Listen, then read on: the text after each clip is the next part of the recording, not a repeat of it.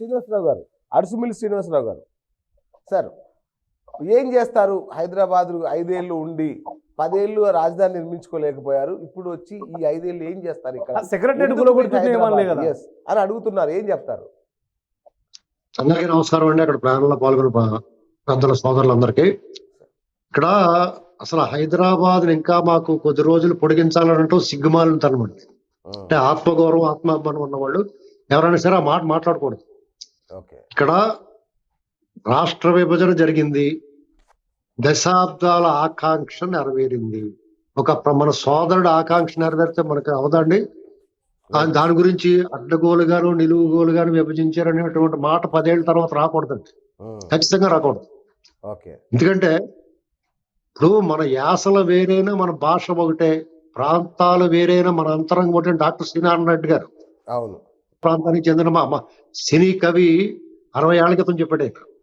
ఖచ్చితంగా ఆదిలాబాద్ నుంచి శ్రీకాకుళం వరకు, ఇచ్చాపురం వరకు మన ఆలోచన విధానం ఒకేలాగా ఉంటుంది. ఎవరు కూడా బాధపడలేదు.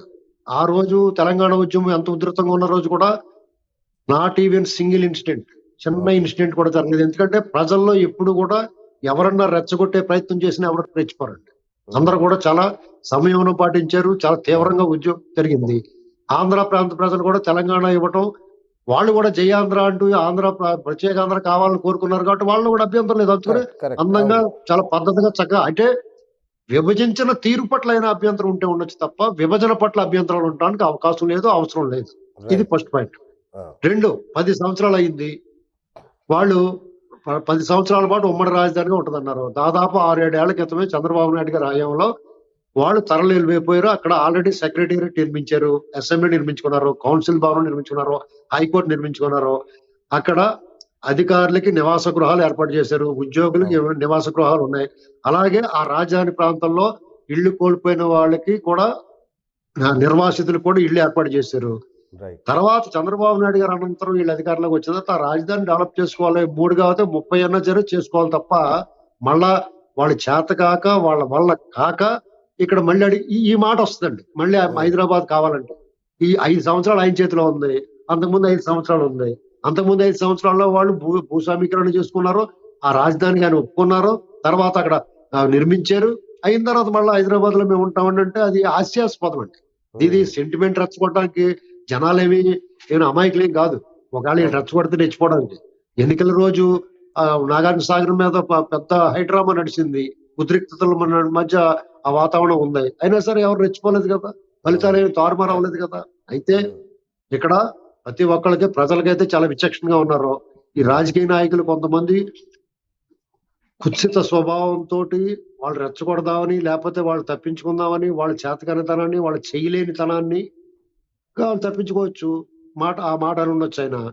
ఆయన అపహాస్యం పాలయ్యాడు. తర్వాత మరుసటి రోజు మాటలు వక్రీకరించారని చెప్పేసి ఆయన బొత్స సత్యనారాయణ గారు మళ్ళీ దాన్ని సరిదిద్దుకునే ప్రయత్నం చేశారు. మన సోదరుడు వెంకటరెడ్డి గారు కూడా పెద్ద విషయమే కాదు, మామూలుగా ఏదో పిచ్చాపాటి మాటలో, పిచ్చాపాటిలో కూడా మాట్లాడుకుంటాం. ఎందుకు మాట్లాడతారండి? ఏముందని మాట్లాడతారు? సుబ్బారెడ్డి గారు లాంటి వ్యక్తి మాట్లాడితే పిచ్చాపాటి ఎలా అవుతుంది సార్? అది చాలా సీరియస్ ఇష్యూ. ఎగ్జాక్ట్లీ. ఇక్కడ ఏమవుతుందంటే ఇప్పుడు 3 రాజధానులు నాటి మొదనష్టపు ఆలోచన తేవడమే తప్పు. అసలు అర్ధరాజ్యం ఇస్తే దాన్ని అందంగా పరిపాలించుకోకుండా అడుక్కుని చెప్పకడిగి దాచిపెట్టుకోవటం నాన్ సెన్స్. ఇక్కడ తిరిగి మళ్ళీ ఎవరు బతుకాళ్ళు బతుకుతున్నారు.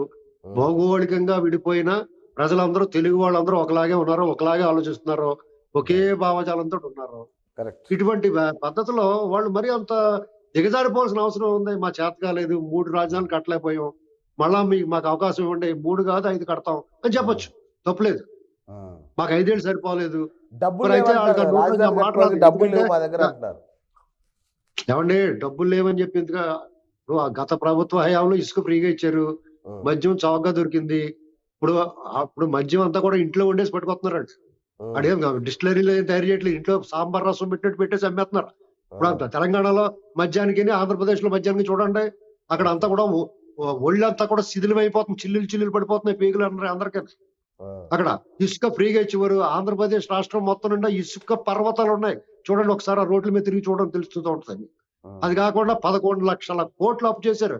అలా శ్వేతపత్రం రిలీజ్ చేయమనండి, మొత్తం సగం దొబ్బేసి ఉంటారు వాళ్ళు. అందులో ఏ అనుమానం లేదు. డే లైట్ రాబరీ జరుగుతుంది అక్కడ, ఓకే ఓకే పట్టపగలు దోపిడీ. వాళ్ళు ఏమి చేతగాక వాళ్ళకి ఇంకా ఇంకొక 5 ఏళ్ళు ఉంటే ఇంకా దోచుకోవచ్చు అని చూస్తున్నారు అంతే. వాళ్ళ పని అయిపోయిందండి. ఇక ఇలాంటి మాటలే మాట్లాడతారు.